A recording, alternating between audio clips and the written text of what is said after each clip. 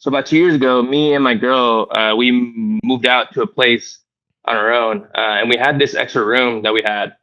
My now fiance thought it was a good idea to invite her new best friend. They've been cool for a long time, and Wait. we decided to help her out. She's a recent single mother. Oh, okay. Who has these two kids who she left her baby daddy with. And so she was trying to get on her own, do her own thing. So we thought it'd be a good idea, to help her out with rent. She'd help us out with rent, and then she'd be able to, have her here with us. Totally. So some time goes by, we become friends, all of us all together. We have a lot of fun. But then things kind of take a dive at some point.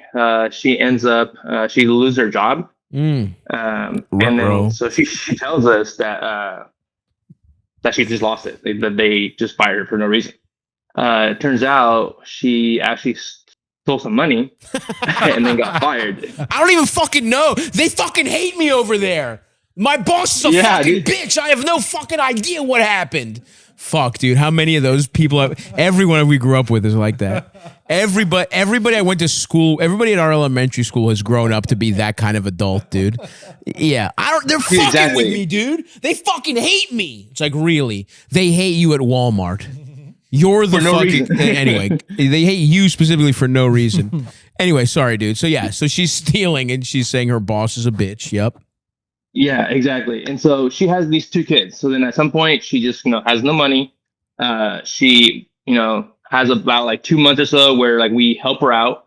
We cover her rent because we tell her that we're trying to help her because obviously she has two kids. We can't, just throw her out on the street, Yeah, of course. We're nice people overall and stuff. And so then, we help her out for a little bit, but then she starts to kind of get these jobs. Like some startups and stuff that don't really like lead up to anything. She kind of like puts on this chase saying that she has these jobs that she supposedly is making money, but we never see any of that money. Right. Some time goes by and we're just like, hey, like it's been 2 months now. Like you haven't given us any rent. We feed you and your kids, and like it's not fair that that we're putting in all this work for you and we care about you, but it doesn't lead anywhere. There's no money coming in. So then time goes by, we just tell her like, hey, we just need you to like move out. There's no point of this. And at this point she owes us like around like $3 or $4 grand. And so we just tell her like, hey, like you have to move at the end of the month. If not, like, I don't know what to do with you. So you kind of have to leave. Yeah. And so then it gets to the point, we do kick her out. She actually meets this new guy who turns out to be some type of incel. And she ends up being able to move it out with him. He has his own pad, whatever, it doesn't matter. But we tell her to leave. She comes, she takes up all their shit, and then after which she tells us, I still love you guys. You're my best friends. I really hope that we still stay in touch. I want you in our lives, all that type of shit. And then a month later, she just doesn't text us at all. She ghosts us completely. And so then we've been trying to reach out to her, to get money back, to come on, repair our buddy. Hold on. I'm sorry. Did you say to get your money back? Are you serious, dude? Covered her rent, shit, dude. Come on, better kids. Come on, dude. Of course you should have the money back, but be fucking real for one fucking second here. This woman's never paying you back. I know it sucks. Sucks. But like, what the fuck are we even... Like, I thought you were going to be like, so yeah, I mean, she's holed up in the guest bedroom. She has a gun in there. Like, the fact that she just left, I thought your problem was going to be we can't get... I thought she like was going to sue you for squatters' rights. The fact that she's gone and you're trying to get the money being the problem... this bitch isn't giving you the fucking money. You had, obviously, first of all... You had I'm guessing you didn't have a written lease with this person. She was just going to move in, pay you. No. Yeah. You have no chance of getting this money back, dude. Even if you had a lease, what were you going to take this woman to fucking court? What do you think's going to, like, they're going to fucking like, what wages are they going to, they're going to garnish her boyfriend's wages?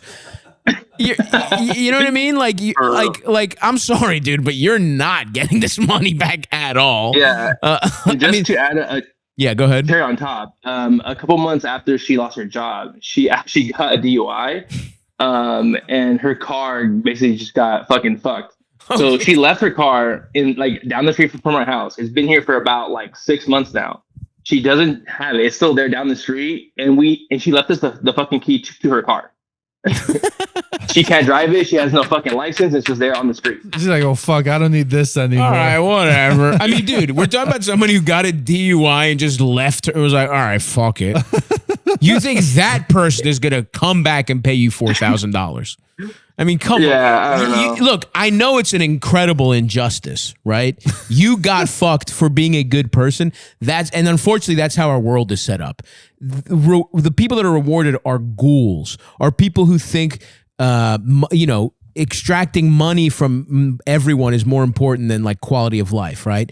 It's like how, like the idea that all that matters is value is those people that put a monetary value on other human beings are who's rewarded in this society. You are being fucked for being a good. And by the way, I think you should not regret this because basically because this girl has kids, right? It's like exactly. Like, look, if she didn't have kids, you got fucked, you got burned, but whatever. You were helped. Like, this $4,000 sucks, but it's the old Bronx Tale thing where it's like if somebody owes you money, like some guy is where it's like he was chasing down some guy for $50, and then Chaz Palminteri is like, don't do that. It just cost you $50 to get a nuisance out of your life. Basically, it cost you $4,000 to get a nuisance out of your life, and that's a lot of money right now. I get that. That sucks, but there's just no way. I just don't see a way where you're like, where there's no, like, you don't even know where she is, do you? I mean, I know that she lives with her new boyfriend. They're in the same area, just a town away. So we do know where she lives, but there's not really any hope of us getting any money back or trying to confront them or some shit. I think the way you handle this, unfortunately, is you don't reach it. If she ghosted you because she knows she's not going to give you the money. If you want to, you can send her like a written letter. Like, that's the other thing. I don't really know how to go about this. You could, in theory, talk to a lawyer, but then you get to the point where it's like, if she owes you $4,000 and you end up spending like, I don't know, at least $1,000 over a course of something for lawyer stuff, it's like, is it even really worth it? You know what I mean? Like, and not to mention the time and energy you're putting into it. Is it worth it? And again, if there was maybe a chance of getting the money, I'd say, okay, maybe. But when you're certain, dude, I just don't see a path to getting it. You're just wasting your time doing it. So, fuck, what was the point I was going to make ramping up to that? What the fuck were we just talking about? There's the same area stuff. So the way you can handle is like, look, you can send her a letter or something once and be like, hey, just so you know, here's what you owe us. Let us know if you want to come up with some kind of payment plan, whatever. We can let's work it out. You can send that so you have it on the record or some shit. Like you could send her an email or something, but don't expect to see anything from that. And the way you handle it is like anytime she might reach out, be like, hey, hey, good to hear from you. Real quick though, do you have my $4,000? And I guarantee you she'll never. Yeah. I mean, that's the way you handle this person is like, if you feel the need and desire to send that email, letter, whatever, and then bring it up every time she asks you for something. And if she never asks you for something, then you just paid 6 months rent, 6 months of her rent to just never speak to her again. That's what this comes down to, unfortunately. But that sucks, and I'm sorry that happened to you guys. Yeah, dude. You're good guys. It's pretty tough. I mean, she has reached out to my girl recently, but it's just kind of to like try to be friends again with her. But she doesn't acknowledge the money whatsoever. She's just gonna like, hey, can you watch my kids this Friday? And so it just kind of like, what's the point? Well, dude, that's the thing. Unfortunately, this isn't your place. It's your girl, because your girl's her friend, right? Like your fiance, she used to be her best friend. Yeah, your fiance is the one who we were all hella close. Yeah, but look, at the end of the day, I know you became friends as she was living there. Obviously, you're going to become close to somebody, you know, who you supported, whatever. Ultimately, your girl has to message this to her, because this girl's not going to reach out to you, really. You know what I'm saying? Not. Like, so, and your fiance has to decide if she wants to do that. I assume she does. I assume she's pretty mad at her friend for doing you guys like this. Yeah, exactly. So I think just, you know, relay this information to like the next time this person reaches out, be like, hey, good to hear from you. Hey, oh, by the way, we were just doing that. Like, what you guys told her how much she owes you, right? Does she have a number? Was there an official conversation ever? It was like a text message. Like, we just told her, like, hey, so you owe us this much. Like, I'm assuming at some point you'll pay us back as soon as you get a job. But she hasn't really said anything or reached out other than trying to like be on our good sides again. But I don't think that's gonna end up working out. Yeah. So basically, the next time she reaches out to your fiance, she has to be like, hey, good to hear from you, but just want to remind you, you remember this text, and, you know, send her the screenshot and be like, yeah, is there some kind of payment? But like, can we start? I know you probably, obviously we're not even expecting it in a lump sum, but can you start kind of paying us back a little bit? And just see how she reacts. I think that's really the solution, because you haven't done anything wrong. And there's no way for you to legally get this money. The only thing you could possibly leverage is her friendship with your fiance. Mm-hmm. And listen, if maybe we're just giving this girl not enough credit. She might be a mess, but she might. Now look, she's kind of a scumbag for not offering it, but there's level of scumbag. There's the kind of scumbag where if they're pressed on it and they have any pride, and your fiance does matter to her, right? Because there's a world where this woman thinks like, hey, they're doing okay, they're stable. They're not a chaotic single mother with 2 kids. I need the money more than them. They're probably happy to give it to me. They probably wanted to give me the money in a way that wouldn't make me feel bad, so they disguised it as a loan. Of course, they weren't expecting me to pay them back. She might be so delusional that she thinks that. And when your fiance just reiterates that this money is important to her, and she's willing to work with her friend, but over time she does have to pay it back if she does want to continue this relationship, then I'll say 4% chance that works. That may be, you know what I'm saying? But that's your only hope, is that she's a mess, she's chaotic, but she's misread this situation as you guys helping her get, it's almost giving her charity instead of a loan. You know what I'm saying? So that's the best you can hope for. But you had an off the books rental sublease that you could even theoretically get in trouble for. Purely legally speaking. So there's no way to, and also this person is not the kind of person that, promptly pays their financial obligations. So you're probably fucked. If you're fucked, feel good about yourselves for supporting these kids when they were going through a time of turmoil. And if you're not fucked, then hey, this is an annoying but ultimately happy ending. And I'm rooting for her. I hope she gets her shit together and gets a job and pays you guys back, and everything goes back to normal. But I'm not a fucking baby that doesn't know how the world works, so I'm not betting on that to happen. But good luck. If by some miracle you do get the money back, please call us and let us know what happened. All right, Saad, I will, bro. Well, thank you guys. I'm a huge fan. Hope you guys come out to California soon. We are, because I broke my arm and I had to postpone the special. We're trying to work on a West Coast swing right now for late June, right before I film the special. Fire. So we might be coming to we'll probably at least hit LA and probably somewhere in the Bay Area. I'm not sure where. At a minimum, and then hopefully some of the Pacific Northwest and maybe the desert. Who knows? But all right, brother. Well, good luck, and like I said, update us if anything changes. Of course, man. Thank you. Appreciate you guys. See you, dude. Yeah, some tells me paying them back ain't at the top of her priorities list. Fuck no, dude.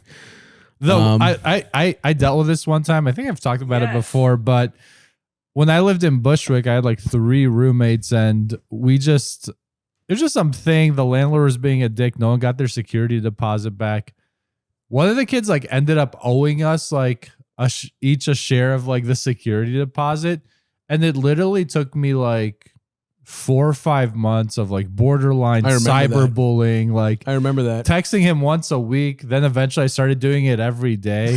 And it's like every day's awesome. And it's like, you know, he was a sweet enough kid. He was like a bartender. I remember or that something. guy. Yeah, I met him. And I was like, I was like, okay, I'm probably not getting this shit back. I'm just going to fucking blow him up until I get sick of this. But I'm suffering, so he's going to suffer. Exactly. And he doesn't have to wear the scarlet letter, but once a day he'll get a text message of the scarlet letter of his sin. Yes. And yes, I agree. Sometimes, because what you were doing was basically appealing to his pride. Yes. Was he going to be such a coward that he would duck you every day?